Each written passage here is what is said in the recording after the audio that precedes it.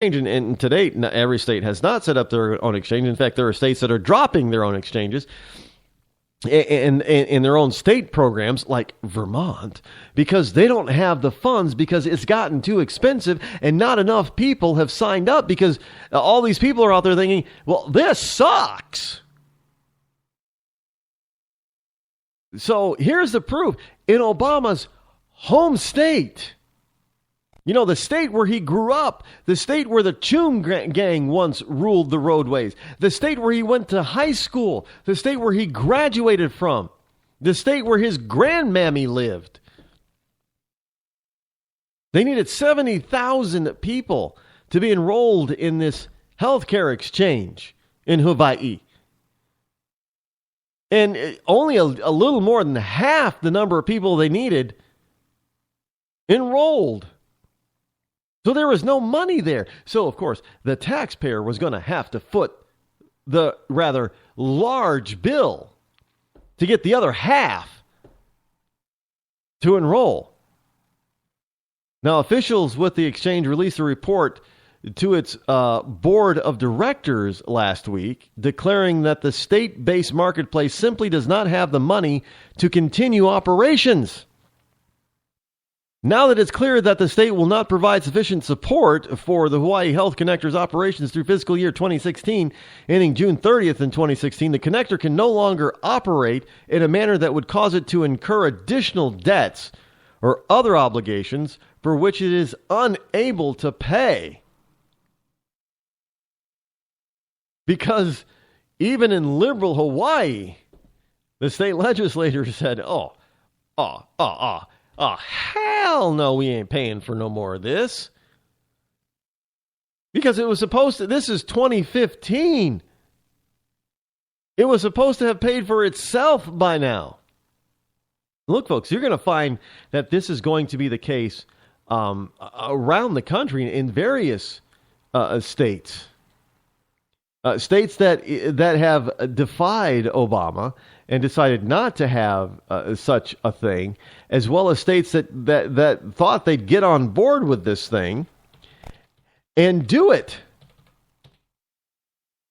And you're gonna find out that they can't afford it, and they're going to be either curtailing or dropping this whole. This is why the lawsuit is before the Supreme Court. You know, different courts saying that, you know, the federal government can't have an exchange because the law specifically states that states were to do this. It said nothing about the Fed coming in and swooping in and doing it for the states if the states didn't want to do it. It says the states will do it, and the states did. A lot of states didn't do it, and even the states that did do it, some of them are saying, "Well, we can't do it anymore."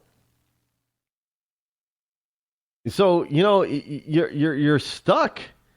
Well, I don't know. I'm sure somehow this is going to be about race. You know, all you white people in Hawaii, you just don't want the native Hawaiians to have health care. That's what it is. Yeah, I'm sure. You know, hey, just like it's not black people's fault for burning down the only national company in that neighborhood in Baltimore. It's not black people. In fact, there should be more there. Hey, Starbucks, you better pay attention to this.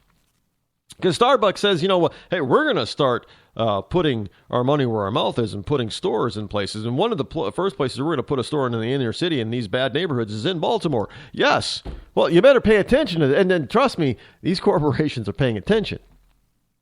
Well, now this guy's out there, you know, the reverend's out there or the pastor's out there saying, well, we can only find one national chain to burn, so we burned it. If we had other national chains to burn, we would have burned it. But we only had one, so we could only burn one. If we had two, we would have burned both. If we had 10, we would have burned all 10, but we could only find one because that's all we had. They're not going to go. They're not going to invest in that neighborhood. And let me tell you something. These legislators, these state legislators, they're looking at the bottom line and they're saying, you know, we already know that the vast majority of American people, of our constituents, don't want this Obamacare thing. And if our state isn't meeting the needs of the people as far as the minimum number that need to self-sustain this thing, we can't go to the people of this state and say, hey, we're going to raise your taxes and so we can afford this thing. They will have our heads. And this is what's happening in Hawaii. Even the liberal society of Hawaii is saying, you know what, we the taxpayer can't foot this bill anymore.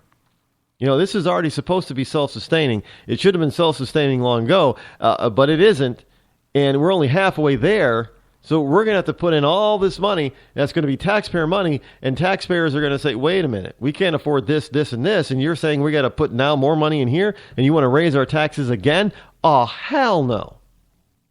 Yeah, and you're going to see some Democratic heads roll. Look, even Kentucky Hawaii isn't free from the wrath of voters. They're gonna vote people out that are taking more money out of their pocket.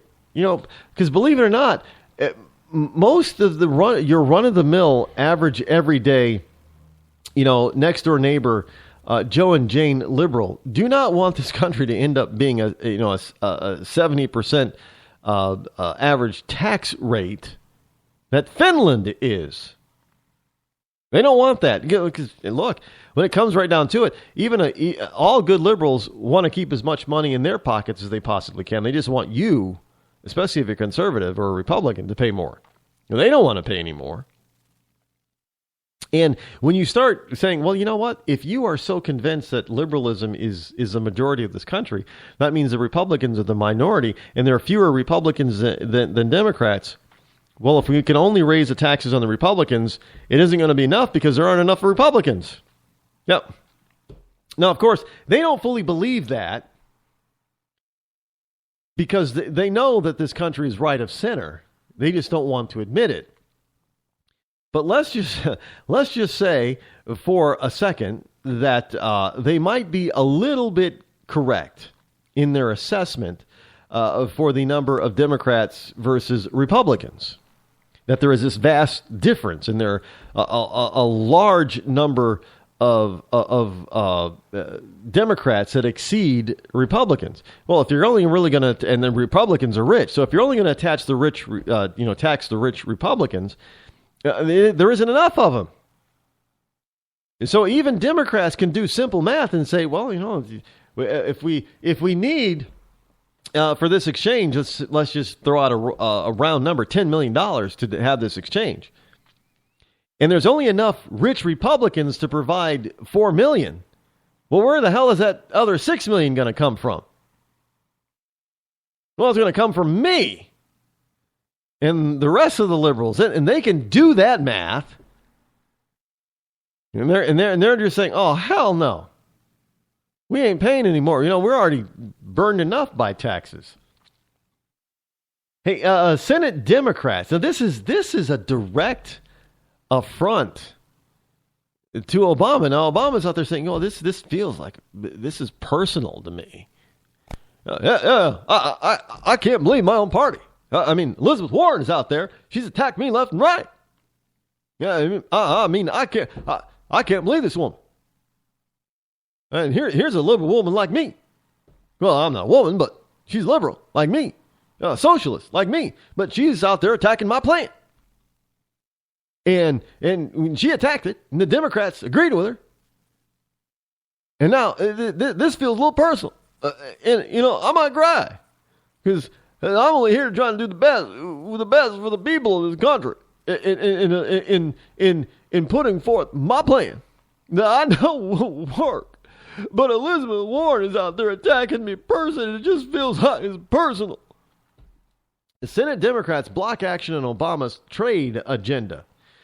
The U.S. Senate Democrats, and this is a Newsmax story, but it's all over the place.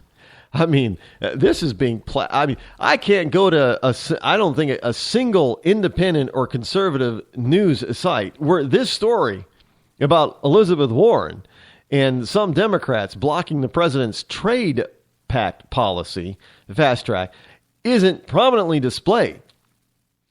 it's kind of, look, this is the kind of stuff that we got to make sure gets out there. So the U.S. Senate Senate Democrats, not Republicans, they can't blame Republicans on this. Elizabeth Warren has been leading the charge against Obama on this one from day one. Republicans have nothing to do with it. And I'm sure the Republican leadership is blowing a huge sigh of relief over this one. We have nothing to do with this one, man. This is internal. They can keep this. We're out of it. But U.S. Senate Democrats delivered a major blow to President Barack Obama's trade agenda on Tuesday, blocking debate on a bill that would have smoothed the path for a Pacific Trade Pact. The stunning outcome cast doubt on legislation that is key to the Obama administration's ability to complete the 12-nation Trans-Pacific Partnership, a central plank of its pivot to Asia. What pivot? There is no pivot. Look, Elizabeth Warren is saying, no, now all you're going to do is give business and bankers the ability to take jobs overseas to Asia. Now, basically, the story goes on to say what we just saw here is pretty shocking, said Senate Majority Leader Mitch McConnell, a Republican.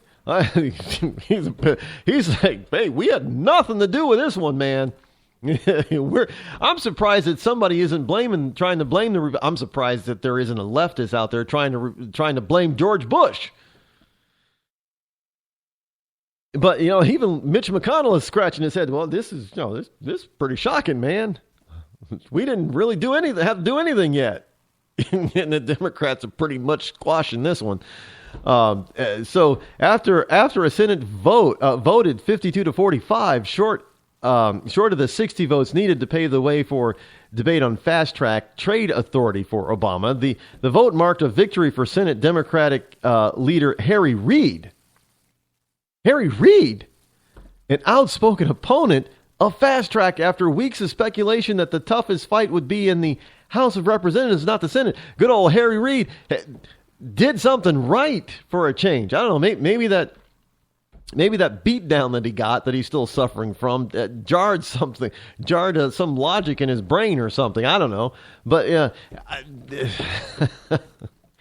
folks, look, this is the kind of stuff that Republicans are just sitting back, their hands behind their head, sitting in the back of their seats, and stretching out and saying, this is going to be an internal one for the Democrats. We're not a part of this one.